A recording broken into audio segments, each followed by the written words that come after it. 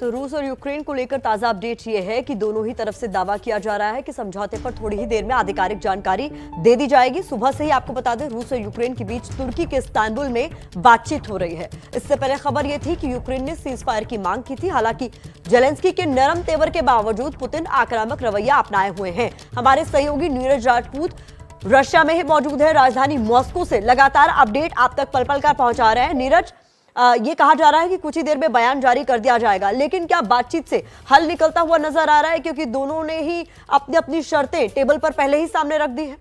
बिल्कुल, देखिए, जो मेन जो शर्तें थी या मांग थी, जो रूस की मांग थी कि नाटो में शामिल ना हो यूक्रेन, उसको मान लिया गया है। क्योंकि खुद यूक्रेन के राष्ट्रपति ने पहले ही इस जो मीटिंग चल रही है अभी इस्तांबुल में, टर्की में चल रही है, उससे पहले ही कह दिया था कि वो तटस्थ रहेंगे, यानी न्यूट्रल रहेंगे और नाटो शामिल नहीं करेंगे। और दूसरा, वो दोनेत्स्क और लुहांस्क के बारे में, यानी दोनबास का जो रीजन है उसके बारे में भी कह चुके हैं, जिसको खुद रूस के राष्ट्रपति पुतिन पहले इंडिपेंडेंट घोषित कर चुके हैं, आज़ाद घोषित कर चुके हैं। उसके लिए उन्होंने कह दिया कि दोनबास को वापस नहीं लिया जा सकता है। ये दो बड़ी मांगे थी और ये इन दो बड़ी कारणों की वजह से ही ये यूक्रेन का जो युद्ध हुआ है या स्पेशल मिलिट्री ऑपरेशंस जिसको रूस कहता है, वो किया गया था। अगर ये दोनों बड़ी बातें मान ली जाती हैं तो इसलिए माना जा सकता है कि आने वाले जो मीटिंग हो रही है, इसका आउटकम जो होगा वो पॉजिटिव हो सकता है और जो युद्ध जो है वो रुक भी सकता है, ये माना जा सकता है। ये बड़ी अपडेट आप दे रहे हैं नीरज राजपूत कि अगर मीटिंग इसी तरीके से इसी राह पर चलती रही तो ये भी हो सकता है कि युद्ध खत्म होने का ऐलान कर दिया जाए। तो रूस यूक्रेन बातचीत से सीज फायर की उम्मीद जग रही है। ये इस वक्त की बड़ी खबर आपको बता रहे हैं। ताजा खबर इस वक्त की हम आपको बता रहे हैं, जेलेंस्की के सहयोगी ने सहमति बनने का दावा कर दिया है। ये इस वक्त की बड़ी खबर है।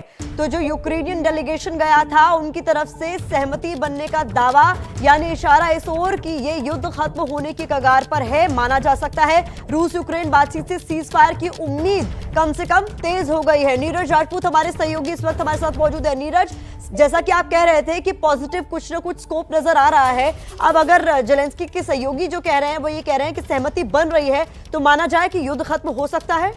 बिल्कुल, आपने ठीक कहा। और अभी कुछ देर पहले ही जो रूस के जो रक्षा मंत्री हैं सर्गेई शोइगु, उन्होंने भी जो अपने आर्मी कमांडर्स हैं उनको संबोधित किया था और उसमें उन्होंने साफ तौर से कहा कि जो स्पेशल मिलिट्री ऑपरेशंस जो कि शुरू किए गए थे 24 फरवरी को, वो उन्होंने कहा कि ये सफल रहे हैं। यानी कि जो डीमिलिटराइज करने की जो कहा गया था यूक्रेन को, वो सक्सेसफुल रहा है। तो ऐसे में मान सकते हैं कि रूस भी मान रहा है कि उनका जो ऑपरेशन था या युद्ध था वो भी सक्सेस रहा है और जेलेंस्की भी मान गए, यानी कि यूक्रेन भी मान गया है। उनकी दोनों शर्तें मान गए हैं, नाटो में शामिल ना होना और दोनबास इंडिपेंडेंट होना। तो ये अगर माना जा सकता है, तो अगर ये बातें मानी गई हैं और रूस भी मान रहा है, तो ये मीटिंग जो है कह सकते हैं कि एक सही दिशा में जा रही है, जिसमें आने वाले समय में दिनों में हो सकता है कि युद्ध रुक जाए और शांति बहाली हो सकती है। मीटिंग कितनी देर और चल सकती है नीरज, जिसको लेके जानकारी? क्योंकि जो सहमति बनी उस पर आधिकारिक बयान का इंतजार सभी को रहेगा।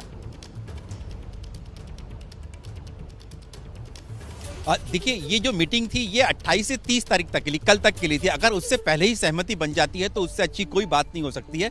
हालांकि जो मीटिंग के लिए कहा गया था कि वो 30 मार्च तक चलेगी, जो आधिकारिक तौर से जानकारी दी गई थी। लेकिन अगर आज ही अगर जेलेंस्की के जो एडवाइजर हैं वो कह रहे हैं कि सहमति बन गई है, तो अब ये मान सकते हैं कि जल्दी ही ये खत्म हो सकती है और बयान, जैसे कि आपने कहा, बहुत शुक्रिया नीरज राजपूत इन तमाम अपडेट्स के लिए। तो नीरज बता रहे हैं, मॉस्को से हमारे साथ सीधे जुड़े हुए थे, कि ये बहुत बड़ी खबर इस वक्त की।